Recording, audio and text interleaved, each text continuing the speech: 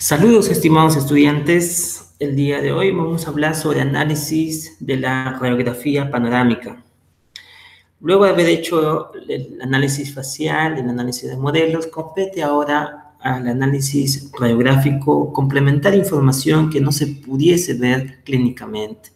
La idea y el objetivo de solicitar imágenes es profundizar una sospecha clínica o descartar posibles alteraciones que no se puedan esclarecer al 100% clínicamente. Entonces, en la panorámica nosotros podemos ver diferentes regiones.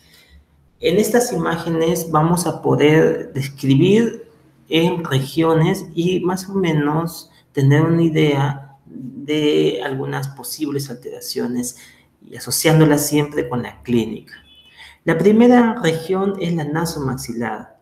Esta región nasomaxilar vamos a describir lo que es el tabique. Este vendría a ser el tabique, ¿sí?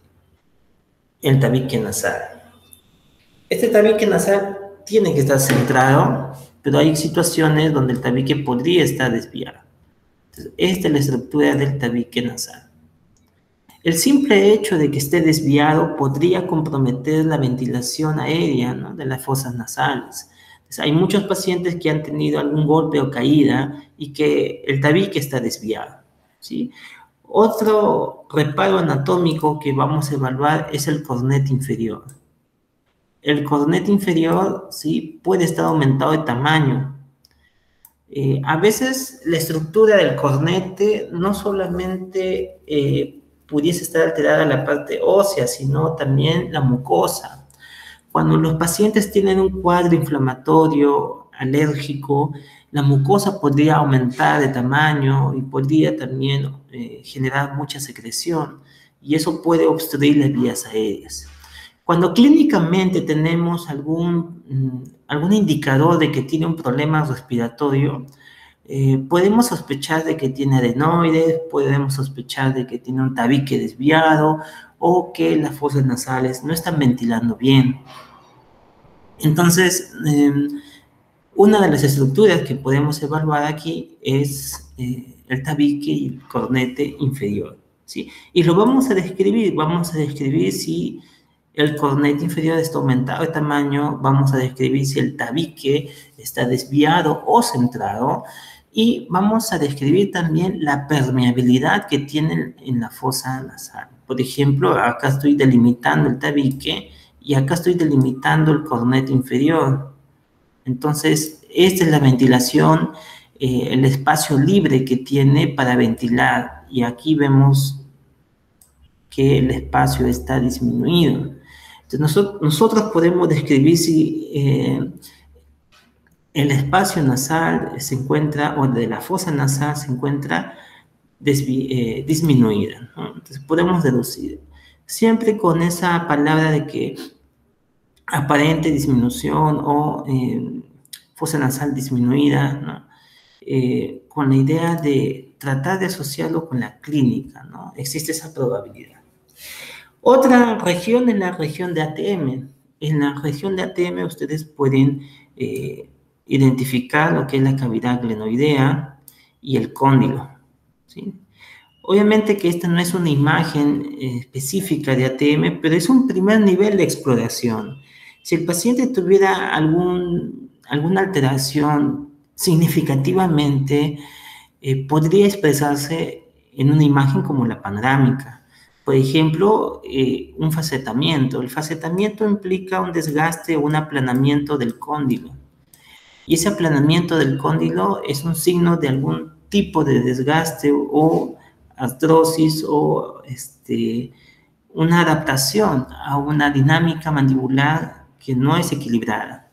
Entonces, vamos a describir en la región de ATM la morfología y el tamaño de la ATM, ¿sí? Si encontramos algún facetamiento, por ejemplo. Otro aspecto es tratar de evaluar el espacio articular. Entre la cavidad glenoidea y el cóndilo debemos evaluar el espacio articular, ¿no? No debería estar muy aumentado, ¿no? Por lo general no debería estar muy aumentado. Hay espacios que son de 3 milímetros, 2, 3 milímetros, pero no encontrar pues, espacios de 5, por ejemplo, ¿no? Normalmente los pacientes pediátricos no van a presentar un problema de ATM, o sea, la mayoría no presenta ese problema. Pero de todas maneras, es bueno que ustedes sepan describir esta panorámica. Cuanto más años tenga el paciente, podría sí tener un problema de ATM. Cuanto tenga una maloclusión o una inestabilidad oclusal, podría así comprometer la ATM. Otro aspecto que vamos a evaluar es la comparación del cóndilo del lado derecho del lado izquierdo. Por ejemplo, voy a comparar desde una simple inspección su forma, ¿no? Esta forma que tiene el lado izquierdo, ¿sí? Más o menos redondeada, ¿no? Definida, y aquí más o menos tenemos esta forma. En cuanto a forma, son semejantes, o sea, la morfología es semejante, pero el tamaño no lo es. Entonces, existe una asimetría, ¿no? Diremos asimetría cuando ambos lados no corresponden el mismo tamaño ni la misma forma. Entonces, aquí podemos mencionar una leve asimetría, ¿no? Leve asimetría de cóndilos, ¿no? Ese es otro aspecto, ¿no? Morfología, vamos a suponer que aquí tengamos un cóndilo delgadito, ¿sí? Así delgado, y acá tenemos un cóndilo muy voluminoso, por ejemplo. Entonces, hay una asimetría, ¿no? Y en cuanto al tamaño también, ¿no?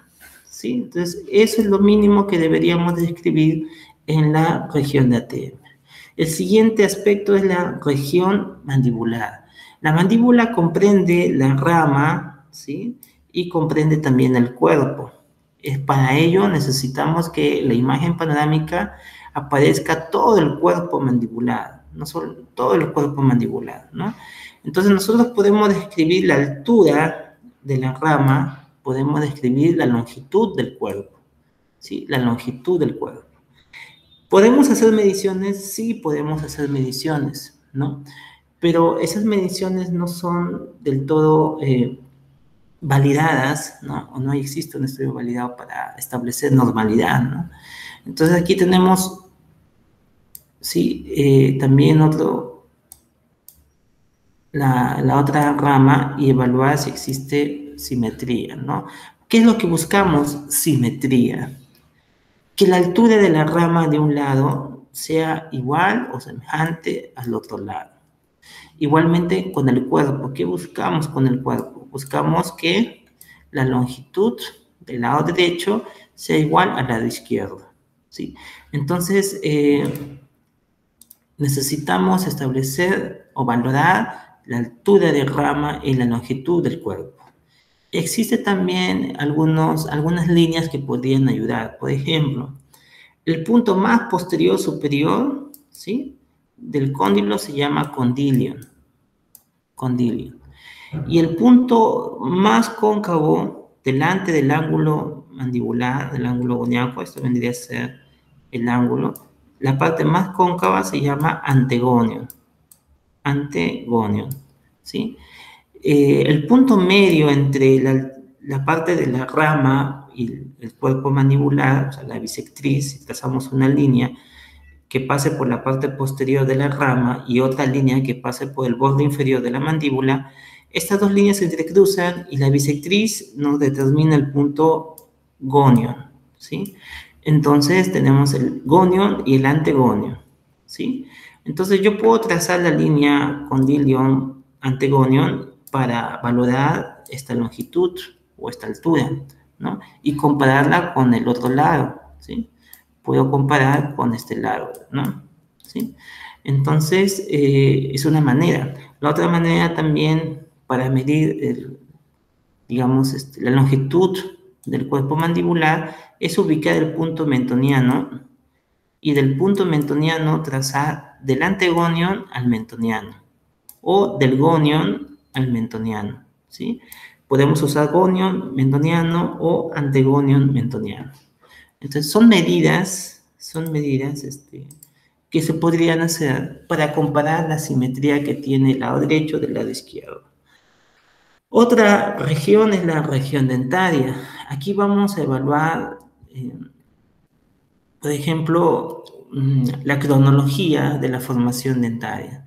si a su edad corresponde o no la erupción de las piezas, el número de las piezas presentes, ¿no? O en su proceso de erupción. Entonces, uno es la edad, ¿no? Y asociarlo a su estadio o deformación, ¿no? Otro aspecto es que debemos ver la presencia de los gérmenes, deberíamos mantener el número de formación dentaria, no debe haber agenesias o ausencias, ¿no? Debemos apreciar la erupción de las piezas de acuerdo a su edad, ¿no? Acá tenemos los centrales y los laterales, ¿no? Buscamos también simetría, que el lado derecho sea semejante al lado izquierdo, la erupción, ¿no? Que el lado derecho sea semejante al lado izquierdo. Vamos a buscar siempre en lo posible simetría, ¿no? Siempre vamos a buscar que el lado derecho esté en formación casi de manera semejante con el lado izquierdo.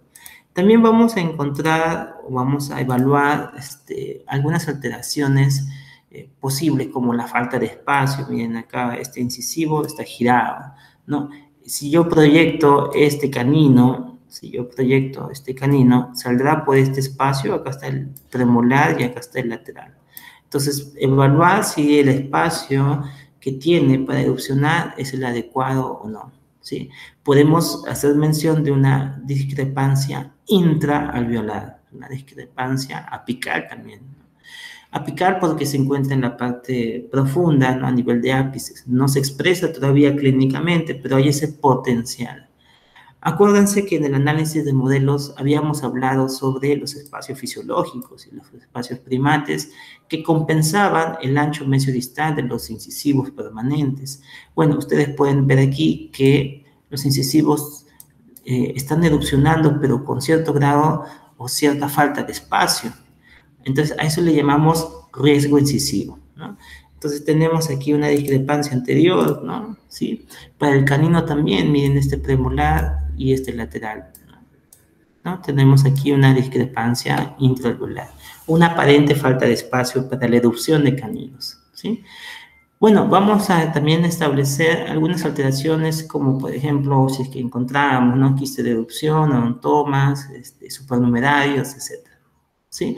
Vamos a describir la parte dentaria, ¿sí? También podemos describir los estadios de Nolla y evaluar cómo se están formando de acuerdo a su edad, ¿no? Y si hubiera alguna alteración. Muy bien, esto sería en conclusión el análisis panorámico, ¿sí? Como conclusión, no se olviden, región de nasomaxilar, tabique, cornete, y tal vez aquí me olvidaba lo que es el seno maxilar.